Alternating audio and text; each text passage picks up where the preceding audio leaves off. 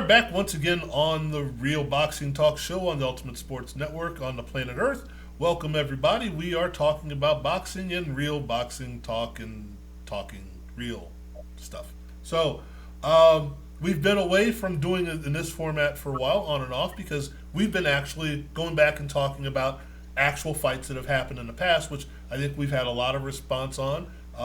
Like last week's fight, our response was we did Tony Zale, Rocky Graziano 3, and interspersed that with Hagler Hearns, both 3-round fights, both 3-round knockouts. And even if no one watched it, we watched it, we had a lot of fun. So you have to take a look at it because it was really cool. But today we are going to talk about what the recent past, like the last week or so, and what the future is. So let's start with this one, guys. Josh Warrington, who we've been touting as one of the up-and-comers, facing Mauricio Lara. And, well, John, just tell us what happened. A absolute stunner. Nobody saw it coming. And then I went back and I read a little bit, a few things, and I thought, well, maybe we should have saw it coming. A little background. Warrington, see, with me personally, when I first saw Warrington, I wasn't very impressed. And then I grew to be impressed. I'm not trying to get myself an out here from getting beat. I'm just because I was raving he was going to win easy. But and he impressed me the most when he fought the Jackal, when he fought Frampton. And I thought, this guy's for real. And then he fought Kid Galahad, and he beat him. And I thought, okay, this guy's for real. He's not a big puncher like we were talking about, but he's busy, and he's a good athlete and all that stuff. So here he comes into this fight against this kid Lara, who's a 30 or 40-1 underdog. And it's obvious right away that if you've ever seen him fight, he's like the Energizer Bunny. You know, he's bopping all over the place. And he was like off another level. You know, instead of being in fourth gear, he was in like second gear. Not to take anything away from Lara, but then he comes out in the first round. He starts slugging with this guy who had 20 knockouts. Now you don't know, not maybe against anybody that we know, maybe one fighter, but still he's got 20 knockouts, so he's knocking guys out. And then it's like he wants to get it over with. It's like he's a slugger. He's going to knock a guy out in a round or two. And what happens in the first round, as we were saying off air, is that Charles, he gets hit with a shot and his legs buckle. Mm-hmm. I'm sitting there, I'm writing about it, and I'm like, uh-oh. Mm-hmm. And then this kid, Lara, and then Warrington's not sure what way to fight. He wants to knock him out, and he's getting hurt, and he's getting hit with all these. I've never seen him get hit so much. Then he goes down, and there's a lot of controversy about that because a lot of people felt that Howard Foster should have stopped it right then because he was hurt. He was wobbling all over the place. Howard Foster is one of those referees. I've seen him do things before. When he stopped the first Groves-Froch fight, I was incensed. Groves was not that hurt. He had his head down, but Froch was pulling at him, and he made him stagger. It wasn't that he was that hurt, and I'm like, oh my God. So I don't know about his judgment sometime. This time, definitely should have called the fight. Warrington was hurt, but that old adage in boxing that you always give the champion a chance, right? You always give him a chance to come back. Problem was that he never did. He fought as hard as he could, but he was hanging in, but you could see he wasn't right. His legs weren't right, and then he gets brutally knocked out. I mean, and as he's knocked out, and I'm still going, oh my God, I had all this nice stuff about winning, and I gotta. I was like, no, so much for that. I'm thinking to myself, can he come back from this? Right. You know, because this wasn't just some kind of a freakish loss where, I mean, it was a freakish loss, but it wasn't where he got hit with one punch and went down and he's like, I wasn't in shape or whatever. He got pounded, and that can have an adverse effect on a fighter. So I don't know. I hope he comes back because he's a class act, but all that talk of him fighting Shakur Stevenson and all that stuff, that's all gone. Well, so just Charles, like that. That's kind of, well, first let me make a statement there from what we've watched in the last few weeks that it's different now for referees than it used to be. Used to be, it's like, okay, get up. Did you make the count? Okay. As long as you're not bleeding out of both ears, we're going to let you keep going. You know, but stoppage are a lot quicker now than they used to be. and the fact that we were going 12 rounds instead of 15 and all that. So the safety of the fighters is more important. But sometimes we get stoppages that may be a little premature. So I understand what you're saying there. Charles, where does this put us in? Like I said, maybe not Shakur Stevenson. What is the future for Warrington or the future for that division?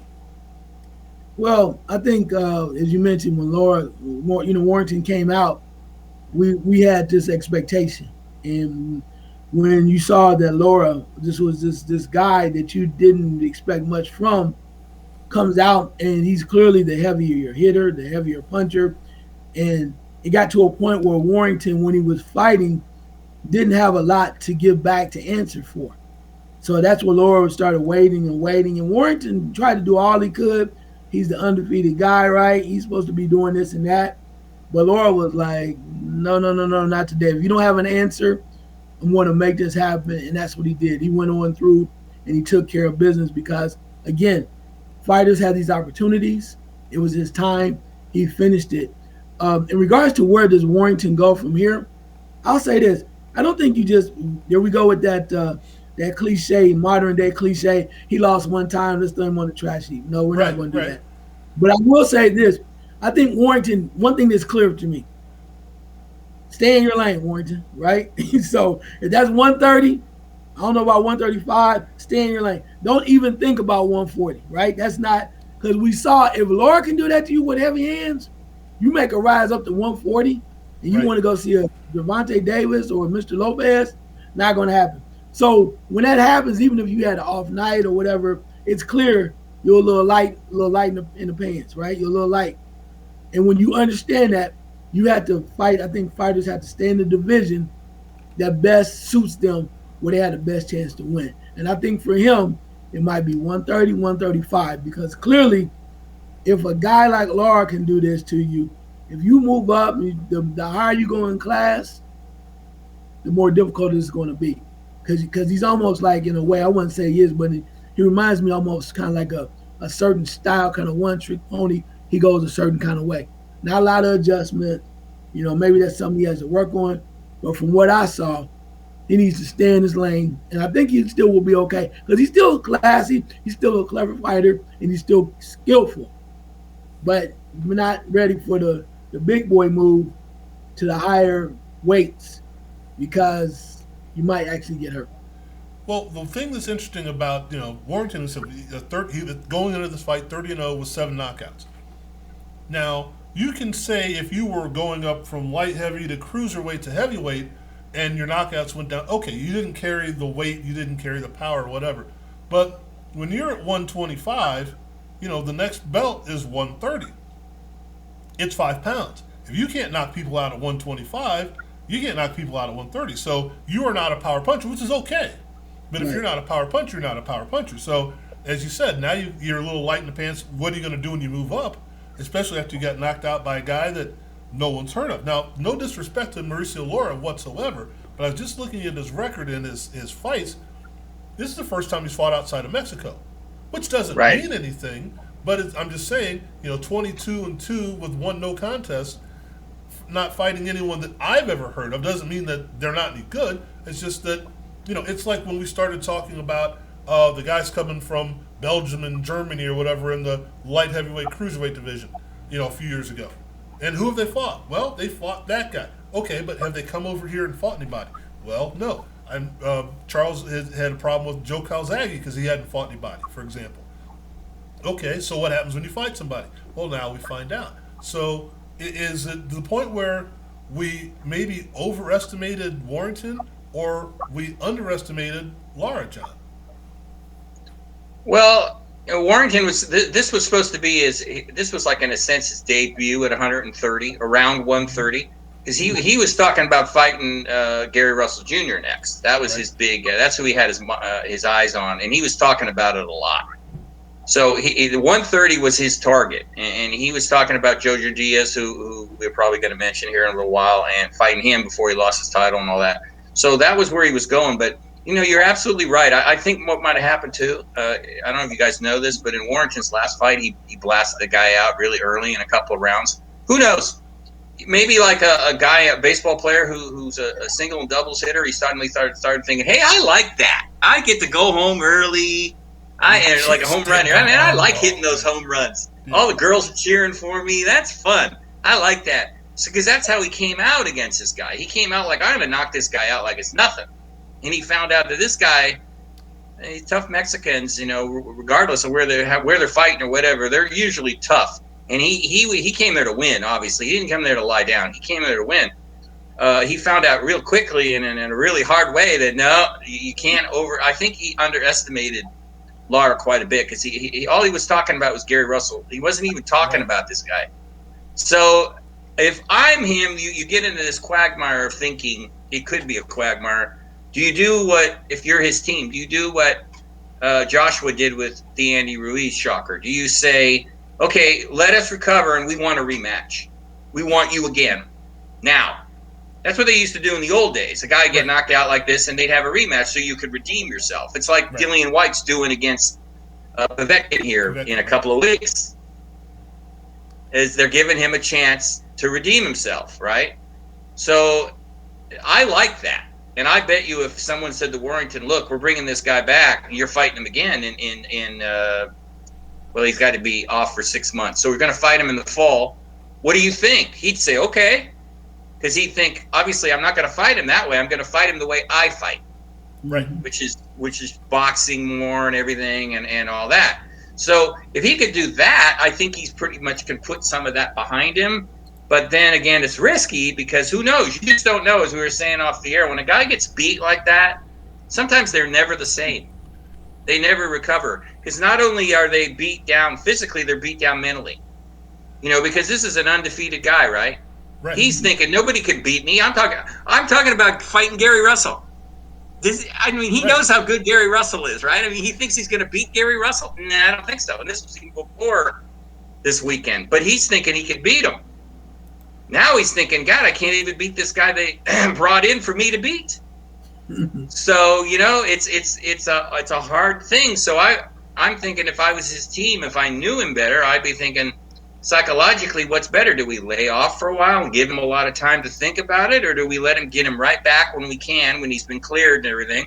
Say, okay, we're going to fight this guy again, or we're going to fight another guy. See, I think you got to fight him again myself. Well, I think he can beat him if he fights the same way. Well, see, that's the thing, Charles. Are we looking at something where it's the Jeff Horn Pacquiao thing that maybe just went in and overlooked him, or is it possible that this guy and Charles has said this any number of times? Styles make fights, fighters make styles, all that stuff. We all say that, yeah. Yeah, but also the idea of, maybe, just maybe, we gave this guy a little more credit than we should have. And, and again, maybe Lara was that good. Charles, what do you think? Is it possible that, we've got a new guy on the scene?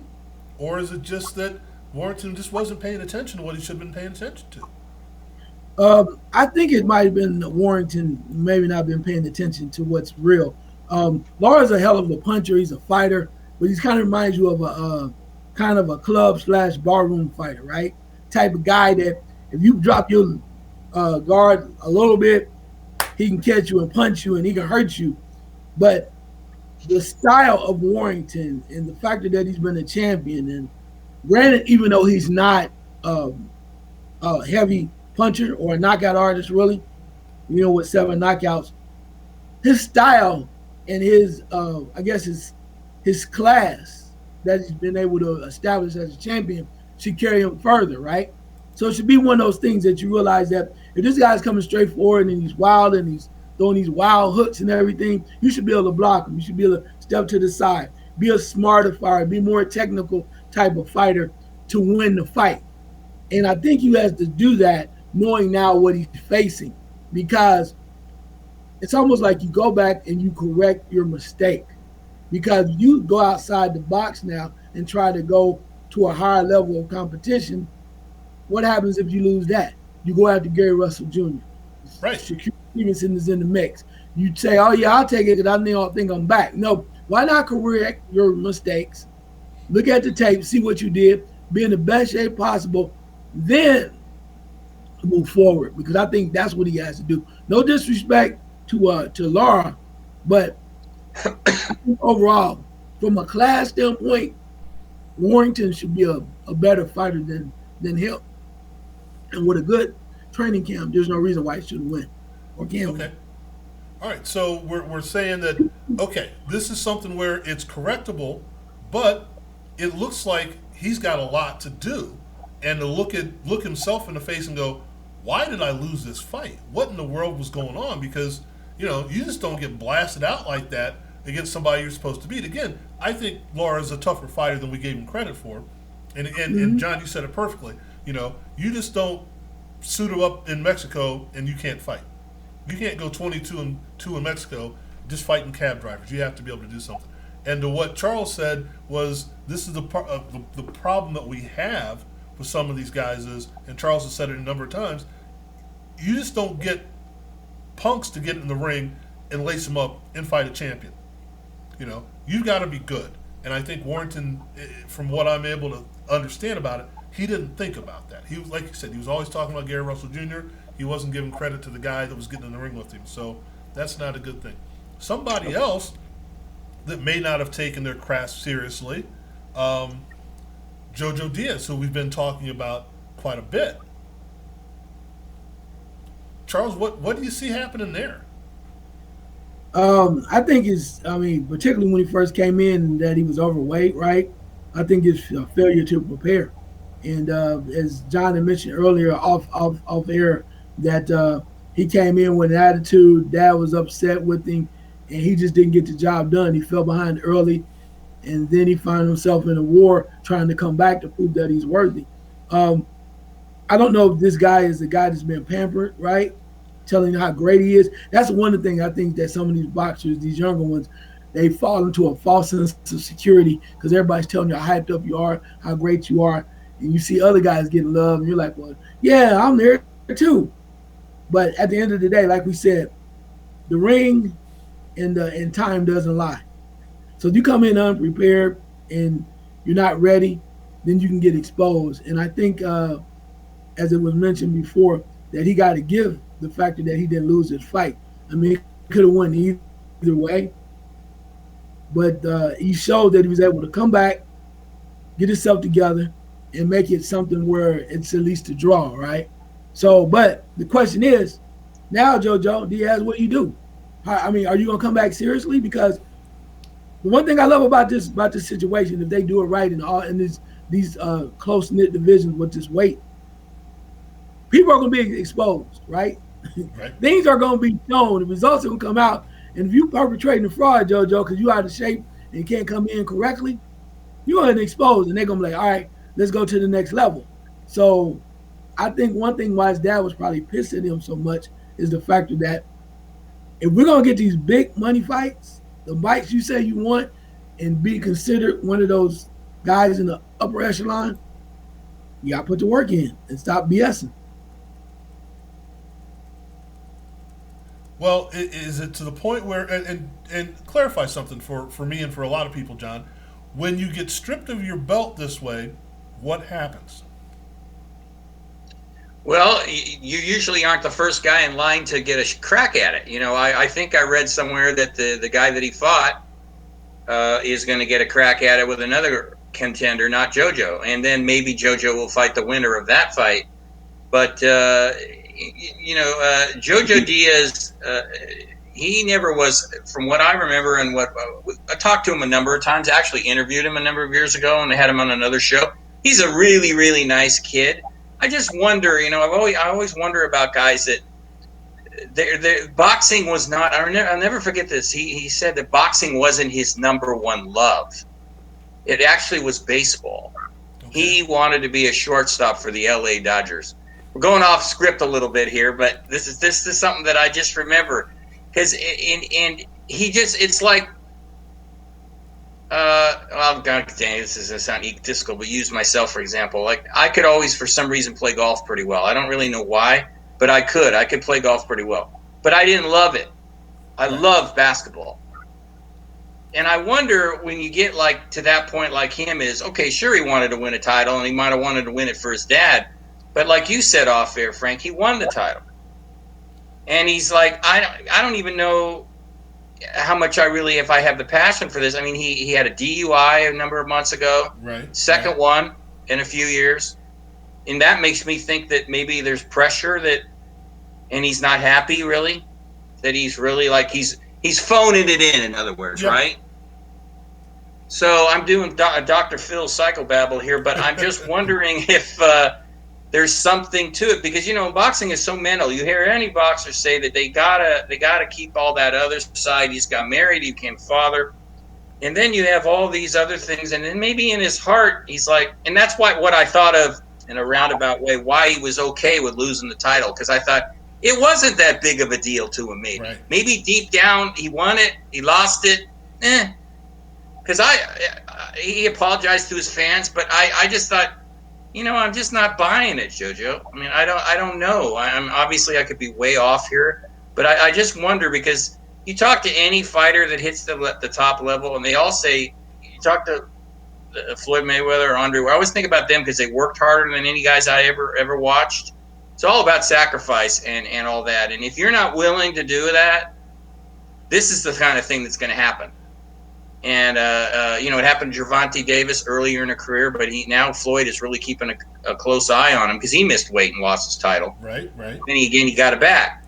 So if JoJo comes back strong and everything, I think he's got talent. So it's not that. It's just it's going to come down to does he want it? Remember, he's got one loss against Gary Russell Jr., which, as we know, is no disgrace at all. He's got the talent. If he fought Warrington, if Warrington is the older Warrington, the one from before, that'd be a hell of a fight. But he's not going to beat Shakur Stevenson or anybody like that. But he's going to be right around the top. He's good enough to win another. Probably beat Tevin Farmer again. So he's there. It's just going to depend on whether he wants it or not. That's how I'm seeing it. Well, Charles, it's something that we were just talking about. Off air, as we've said this because we did off air for about 3 hours before we actually got on air. It's who does he have that DAWG in him? Is that what's important to him? We were talking about playing pickup games where, it came to fisticuffs. I've been in places where it's like, you called a foul, I bring a knife. You bring a knife, I'm bringing a gun. I mean, it's that important to them, and it's just a pickup game.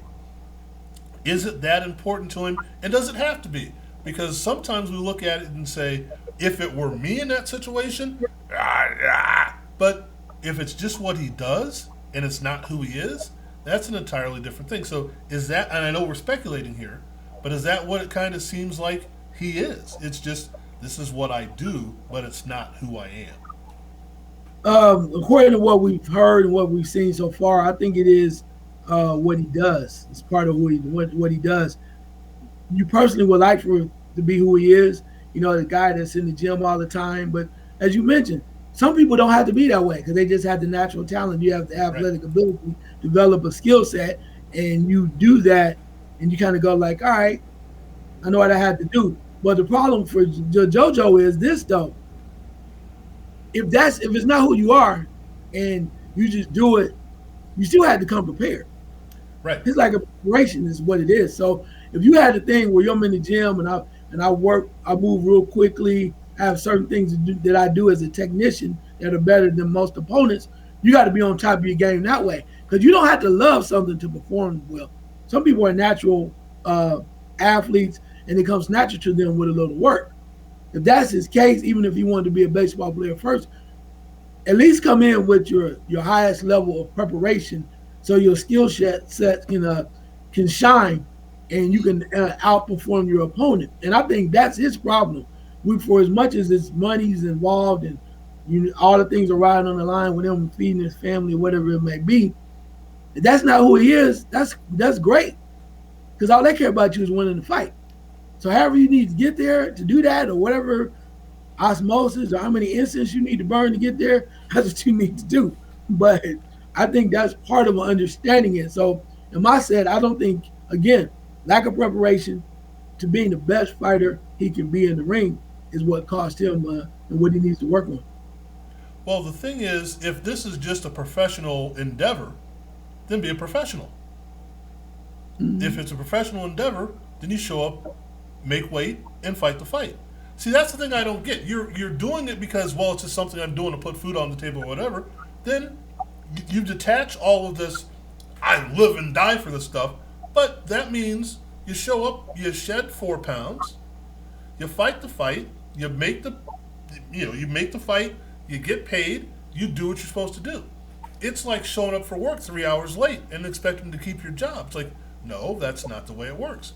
This is going to put him, as you said, he doesn't automatically get a shot for his belt. He gave up his belt. Yeah. So if he's done, then be done. If you still want to make the money, you should have came in and made weight in the first place. That's the part that I don't get. But this is the thing that we don't understand about, I don't understand about this profession, is that sometimes it's hard to separate the desire from the profession, or their desire from the profession, which is a perfect segue to a fight coming up. A fight coming up this weekend that I said I wasn't going to talk about, but I've been persuaded in my own mind to take another look, and that's Giovanni Santiago, the junior welterweight fight in Uncasville, Connecticut, versus Adrien Broner. About billions. Go ahead, Charles, Mr. Farmer. Start us off on what you think about the potential of this fight and the recommitted Adrien Broner. Allegedly recommitted Adrien Broner. Well, it's the unknown, right? We don't know. We really don't. When you look at it, you don't know.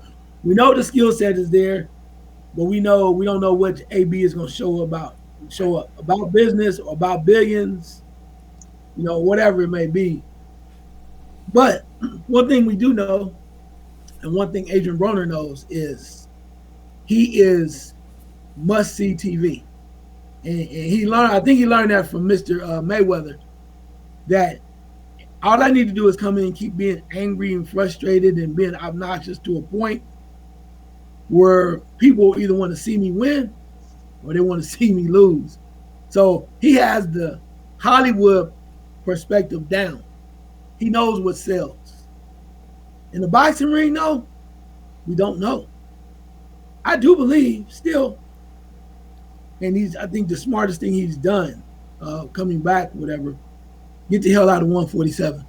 He's just not big enough, and his punches do not transfer enough power over the 147.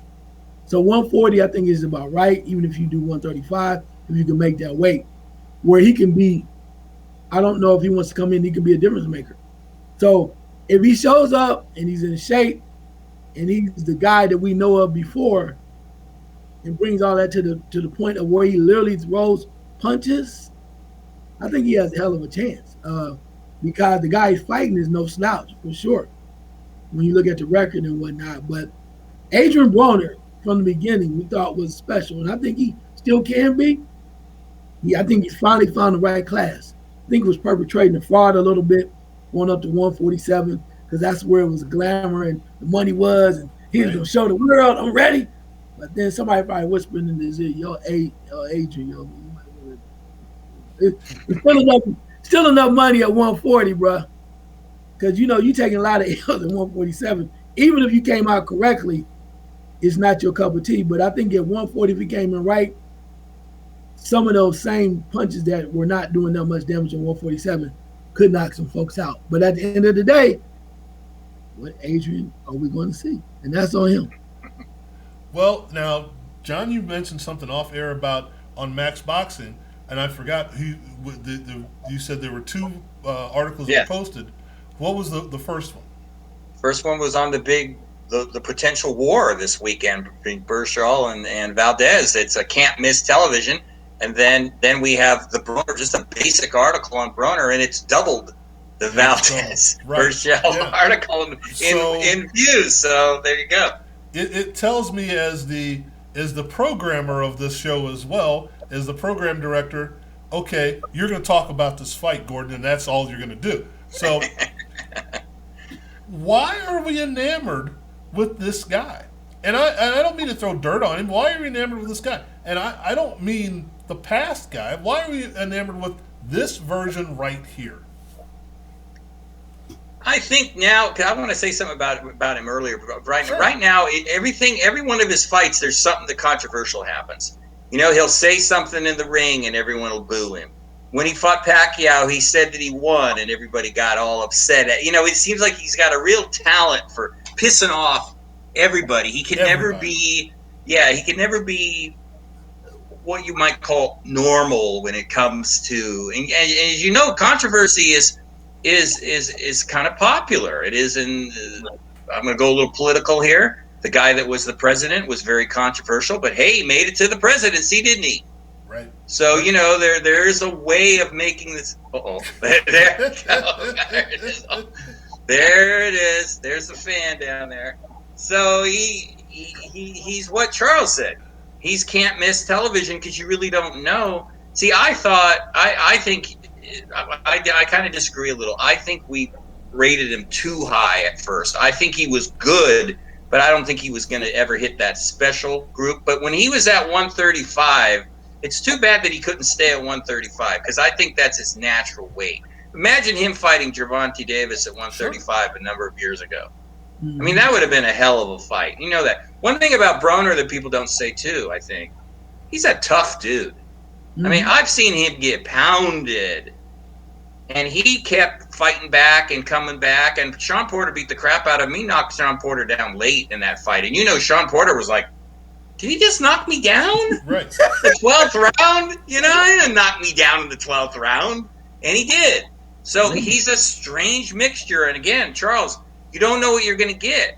If he's serious, you'll get something pretty good. But he just doesn't, your favorite thing, Frank, his style, he just doesn't throw a lot of punches. And the frustrating thing about Broner is whenever he really starts to throw punches more, he's effective. You know, he hits hard. He's got the little shoulder defense. I mean, so it's one of those things you're like, it's got to be between the ears, right? But I hope that if he's serious this Saturday, because he doesn't have many more chances. You know, he's 31 now. He's going to get fights, but he's not going to get the big fights on the big stage anymore. If he manages to win a couple of fights in a row impressively, he'll get a shot at a title again. Yeah. So as it is with boxing, what makes it such an incredible sport, because it's an individual sport, it's really up to him. Mm-hmm. If he goes out and blasts this guy out in like 3 or 4 rounds and looks good and even doesn't say anything moronic after the fight. I mean, I used to laugh when he'd have the comb combing his hair. I thought that was Muhammad Ali used to do that. I thought that was hilarious. I thought that was funny. So everything he didn't do wasn't stupid, and a lot of it was, you know, part of the whole shtick that he was trying to present here. But if he goes out and wins impressively on Saturday, you know he's going to get another fight, and he might even get a title fight at 140 after that. And Josh Taylor's going to fight Ramirez here in a big fight. He might get the winner of that just because. You know, we were talking about why Golovkin gets a fight. Adrien Broner is a name, and he gets ratings, and he gets views in articles. So they like that. So it's up to him. It's up to him how far he wants to go with this. It's just a weird thing that you get a guy that, okay, if you named off 3 or 4 great defensive fighters, they still threw punches. I wouldn't put Broner in the category of a great defensive fighter, but he doesn't throw punches. How can you be a boxer and not box? I haven't figured that out yet. You know, and how do you go through some of the last 4 or 5 fights we've seen him in, and you've got to know you can't be winning the fight because you haven't thrown a punch. You know, if you throw like 8 punches around, how do you expect to, as you're doing it, you're thinking, man, I'm not throwing any punches this round. Maybe I should throw another punch or 2 just to see what happens. I don't know what he's thinking. So it'll be interesting to see how he moves forward and how we move forward from him. But this is an interesting card, I think, at Uncasville, because you have Dominic Breazeale again. You know, okay, where does he stand? Otto Wallin, I forgot how you pronounce it. Another interesting fight. You've got I don't know if it's the return of Robert Easter Jr., but we're going to see if Robert Easter Jr. can get back to where he was on the cusp of getting to just a year ago. Well, maybe it's been a year and a half now. But just before the pandemic, he fought here in Vegas, and it was a shock that he lost that fight, at least to his supporters that I saw. So we'll see what happens there. So we've got a couple of decent fights on that card. And then we're looking here in the bubble, Berchelt against Valdez. Now, all 3 of us have said this should be a very good fight. John, why is this a very good fight?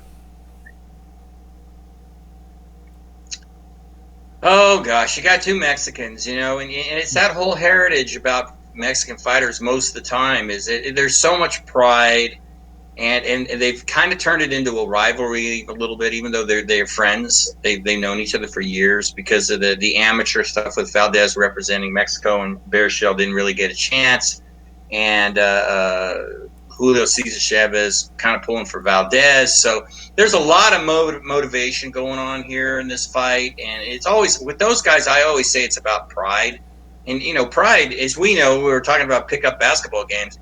Pride can take you a lot of places, and it can actually also raise your game in whatever you're doing, because you want to win so badly. You're pretty much literally ready to die out there. I hate to sound dramatic, but that's how it is. So you've got two guys like that basically are that way.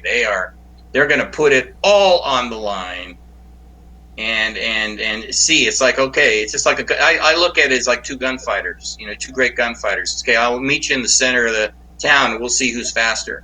And I really expect this one. You never know in boxing. Again, styles make fights, but Berchelt, the Scorpion, man, he stings, and Valdez is trying to add a few wrinkles to his game since he's with Eddie Reynosa, and he's been kind of iffy the last couple of fights. But I would assume that he's going to bring the best he's got to this fight. Just a matter if he can not get all swollen up. That's also a concern. But I expect this one, however long it lasts, to be brutal and exciting. Well, Charles, the interesting thing about this is we have been dying to see Berchelt, to get him out here, to say let's get him in the big fight in the spotlight, because we think he deserves it. 37-1, and we're saying he deserves to get there. What we aren't seeing a lot of people say is Valdez is 28-0. It's not like this is some schlub out there. Again, we're talking a guy that maybe the masses haven't seen fight. Biggest name on here on his resume that I see is Scott Quigg, but that doesn't mean he hasn't fought anybody. So how does this play out? Because I think this is going to be a pretty good matchup.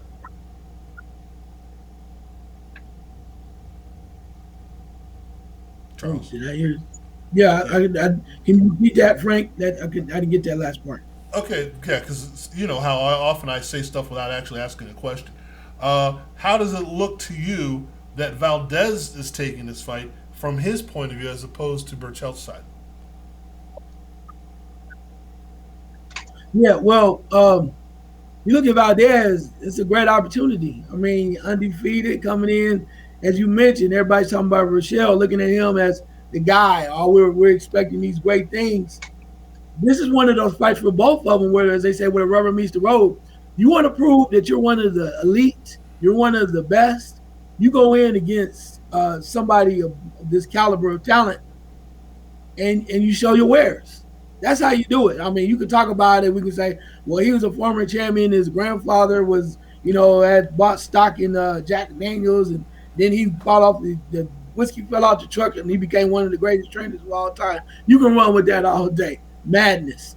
But at the end of the day, it comes to what these guys do in the ring. And that's what it comes down to. Great opportunity, exposure across the country and perhaps even across the world. This is where you make your mark. We've been talking about this. We're always talking about guys fighting subpar talent. These are two guys, when you look at the records and from what we know reputation-wise, are legit. So you want to go to that next level, start making some real money and start getting the so-called Hispanic/Mexican love from the boxing fans, this is where you prove it, brother. And you do that right now in this fight, the masses will come and the money will come. Is this, John, one of those fights where we're looking at that maybe, just maybe like the Warrington fight, that maybe the champion might be overlooking the challenger, or is that not an option here? Well, there was some doubt about Berchelt because he got stopped in the first round a number of years ago, so some question his chin. And then Valdez has been knocked down in his last couple of fights, so some are even questioning his chin. So it might come down to who clips who hard first and who can take it. If Valdez, they both punch hard. I mean, Valdez got 22 knockouts, 28 fights. Berchelt's got 34, I think, and 38. So you're talking about pop here. You're talking about guys who can crack. So Valdez's defense is iffy. Berchelt's is maybe barely above iffy. So it could be one of those, I'll hit you, you hit me, and if you can take it, then uh-oh. But maybe you can't, because Berchelt's been talking about knocking Valdez out for weeks. So he believes in his mind he's going to knock him out. So thing is different with Warrington, though, is that the Scorpion can actually punch. Right. So I was watching some film of him, and, man, he digs those body shots. Those guys throw the most beautiful left hooks to the body that you just go, oh. You go, man, I should have passed on that ho-ho. You know, those shots are just wicked, you know. So it's probably going to be one of those, probably. I say probably because you just really never know in sports. But it's probably going to be one of those, ooh, like we do when we watch the reruns. Like, oh, like that. It might be one of those. I want to know. I think it should be one of those. I'll say it like that. But there probably will be a lot of respect, too, so it might take a while to get going. But, yeah, I've been looking forward to this one for months, so hopefully we didn't build it up too much. But let's just say it should be a good one. If you are one of the people watching this nice little fight on, what's the acronym of ESPN, we got an ESPN fight. Charles, is this something, at least I believe it's ESPN, isn't it? Coming up on Saturday. Mm-hmm. So we're looking at this on the major sports channel. Is this something where ESPN says we're going to take this and run, or is this a one-off for them? Yeah. Do you think this is something where they're going to start getting more fights like this on ESPN, or is this a one-off for them, you think?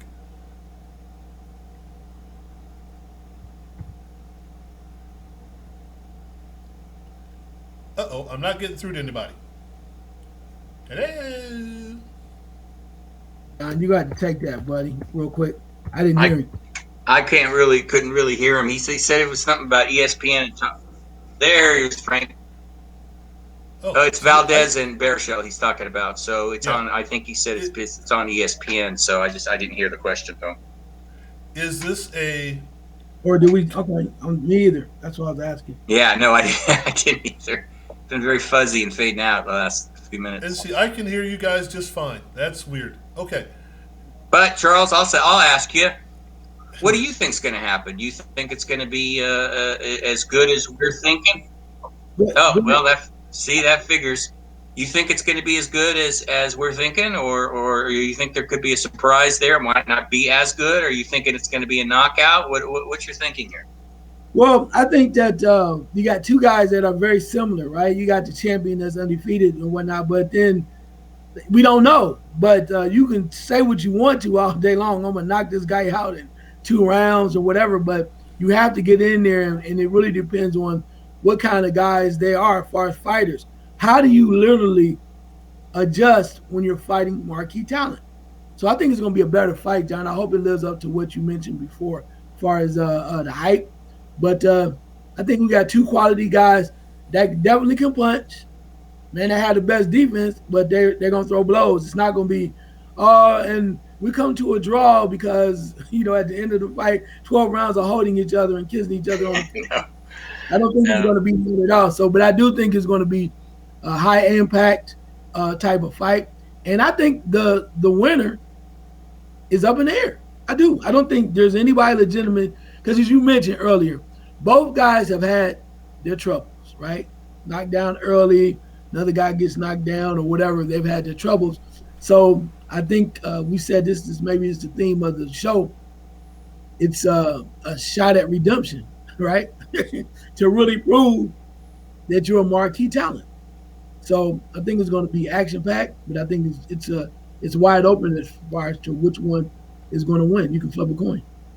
Well, and John, it's also what you were saying earlier. They know each other pretty well. Yeah, I agree. Frank, go ahead. I hear you now. Go ahead. No, I said it's what you were saying earlier. They know each other pretty well, so it's not like they're going to surprise each other out there.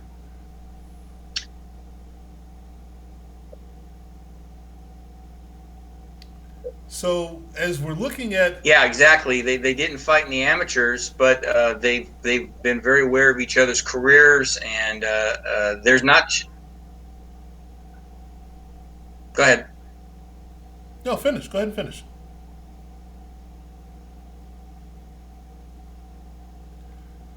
Ladies and gentlemen, okay. I was just saying that they've had their eyes on each other for a while, so there shouldn't really be any surprises out. There shouldn't really be any surprises out there. I would think that as far as they go, that they know what the other ones brings. And I think the only thing that Valdez has been working on, or he's been working on a lot of things with it, that he does it, even though I was kind of just halfway joking about his defense. He doesn't want to get hit as much like that. You know, he had his jaw broken against Scott Quigg, and he still went 12 rounds even with a broken jaw. I mean, you know, these guys are tough guys, as we know, without question. He doesn't want that. He doesn't want to get his jaw broken. He doesn't want to get all puffy, but he's also one of those fighters that puffs up really easily. So that could be a problem. So there's those little things that you throw in the mix in these fights that could end up being factors, or then again, they might not be. So I agree with Charles. I think it's 50-50. I'm not picking a winner since I'm so good at that, like I did last week with Josh Warrington. I'm not going to say anything about it. I think should be a good, competitive, action-packed fight. And when you, like I said earlier, when you got two guys with a lot to prove, that even makes. I mean, most of the time boxers have something to prove, but this is an upper thing. This is about your country and you've been feeling snubbed, and you know you got a lot of things you're going to be bringing in there. So they'll be friends again after the fight, but this should be really intense and really, really interesting. Well, it looks like we have an action-packed weekend coming up. I like the way these things are starting to come back. We've got a few nice fights coming up. If you look at the bottom line, I'm sure people have been doing that as they've been watching. We have a few more things coming up in the upcoming weeks. Obviously, Canelo, Dillian White, Povetkin, a couple things that are happening. Chocolatito is coming back. We're looking at Better Bayev coming back later on next month. So it looks like we're getting to some better fights and some better matchups. So I'm looking forward to this weekend, and we'll come back next weekend next week, and we'll cover some more real boxing talk. Thank you, gentlemen. You bet. It has been a pleasure. Take care.